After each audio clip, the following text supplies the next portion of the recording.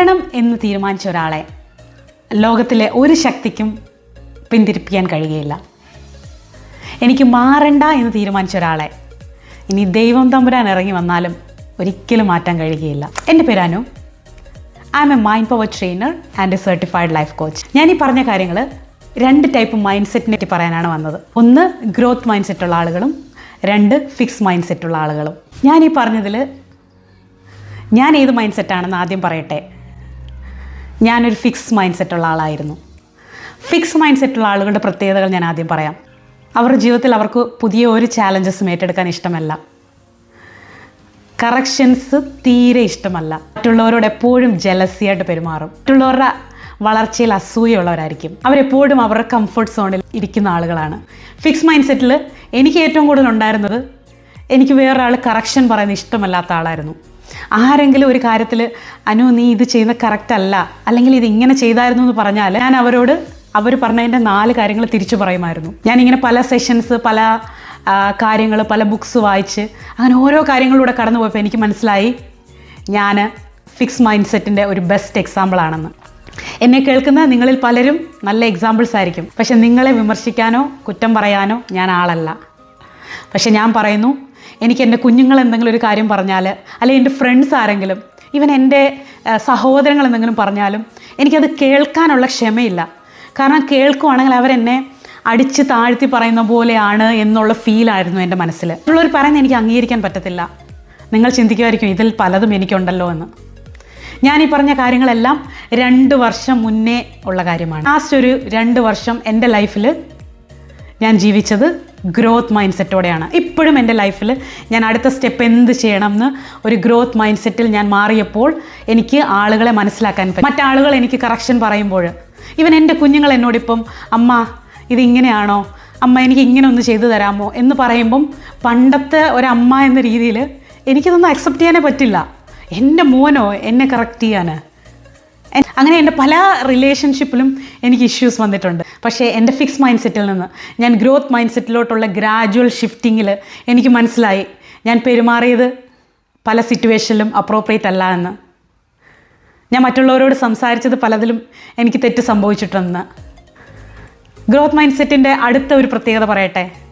അടുത്ത ലെവലിലോട്ട് പോകുവാൻ എപ്പോഴും അവർ തിങ്ക് ചെയ്തുകൊണ്ടേയിരിക്കും. ഗ്രോത്ത് മൈൻഡ് സെറ്റുള്ള ആളുകൾ മറ്റുള്ളവരുടെ വിമർശനങ്ങളെ അവരുടെ ഗ്രോത്തിന് വേണ്ടിയുള്ള കാര്യങ്ങളായിട്ട് തന്നെ എടുക്കും. ഗ്രോത്ത് മൈൻഡ് സെറ്റുള്ള ആളുകൾക്ക് മറ്റുള്ളവരുടെ സക്സസ്സിൽ സന്തോഷമാണ്. അതുപോലെ എപ്പോഴും ഹാപ്പി ആയിട്ടിരിക്കാനും മറ്റുള്ളവരോട് സന്തോഷത്തോടെ പെരുമാറാൻ അവർക്ക് കഴിയും.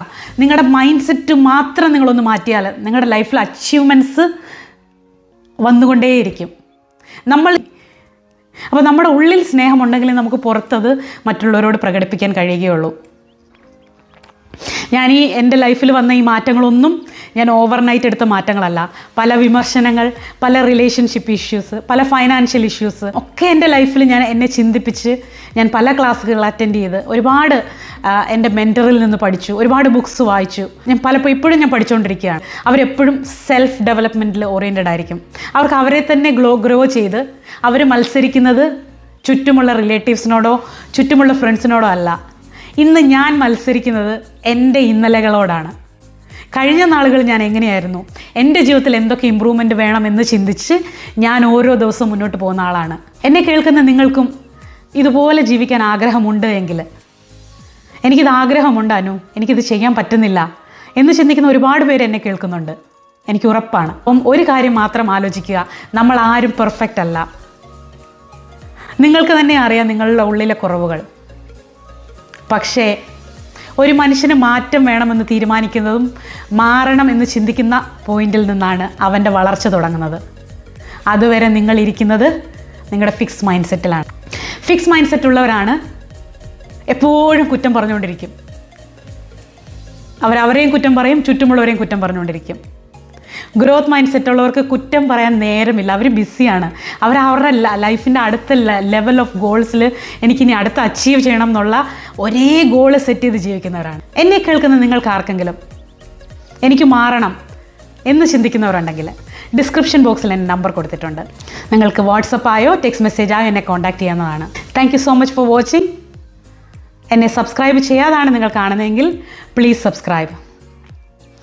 ഈ വീഡിയോ മറ്റുള്ളവർക്ക് പ്രയോജനപ്പെടുന്നുവെങ്കിൽ യു ക്യാൻ ഷെയർ. എനിക്ക് ഒരുപാട് നല്ല മെസ്സേജുകൾ, ഒരുപാട് ഫീഡ്ബാക്സ് ഒക്കെ കിട്ടുന്നുണ്ട്. എനിക്ക് തന്ന നിങ്ങളുടെ നല്ല പ്രോത്സാഹനത്തിനായി നന്ദി. നിങ്ങളുടെ മാറ്റം തുടങ്ങുന്നത് നിങ്ങളുടെ തീരുമാനത്തിലാണ് എന്ന് മാത്രം ഓർത്തുകൊള്ളുക. എന്നെ സബ്സ്ക്രൈബ് ചെയ്യാതാണ് നിങ്ങൾ കാണുന്നതെങ്കിൽ please subscribe. Stay tuned. By.